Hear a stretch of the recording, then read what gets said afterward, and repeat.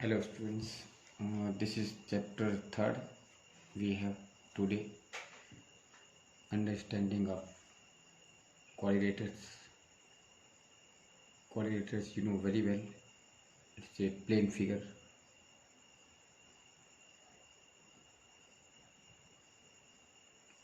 Before the quadrilater, I am discussing some another definitions at the start of this chapter. First of all, we have simple curves. Simple curve जो है वो क्या होगा, तो एक ऐसा कर्व जो only made by line segments only, no smooth curve भी देयर, मतलब उसका कर्व का कोई भी पोर्शन जो है स्मूथ कर्व नहीं होगा, only made by line segments only, वो जो कर्व होगा वो सिंपल कर्व होगा। अब सिंपल कर्व जो है मे बी क्लोज्ड और मे बी नॉट। जैसे कि एग्जांपल फर्स्ट में मैंने ये कर्व दिखाया है, it's a simple curve which is not close this time, and example second which is you know very well, it's a quadrilateral and it is simple curve which is completely closed this time. And see this diagram properly, four sides all are line segments and closed diagram, it is closed plane figure. So it is the simple curve which is closed, it is also simple curve which is not closed.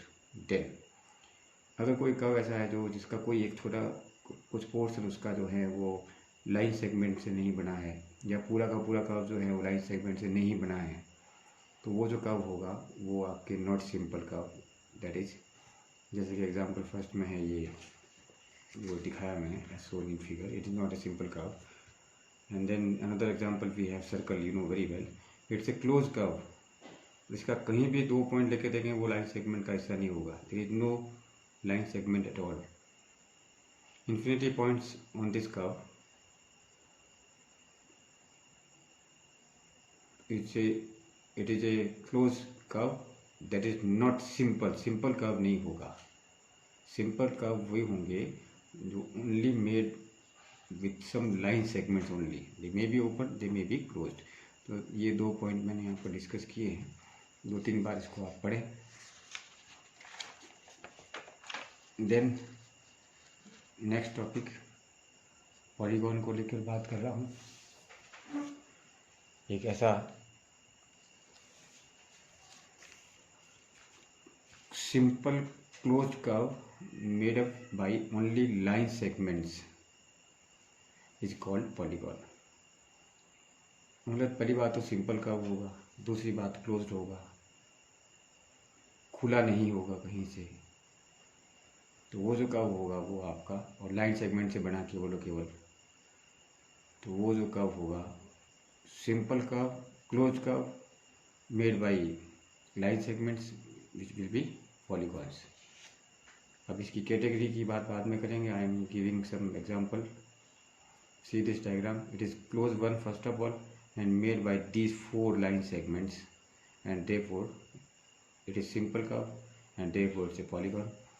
See this one, it is well known diagram for you, it is a square, you know very well from previous classes. Four line segments be there, it is closed and simple curve because line segment हर एक हिस्सा line segment से बना है.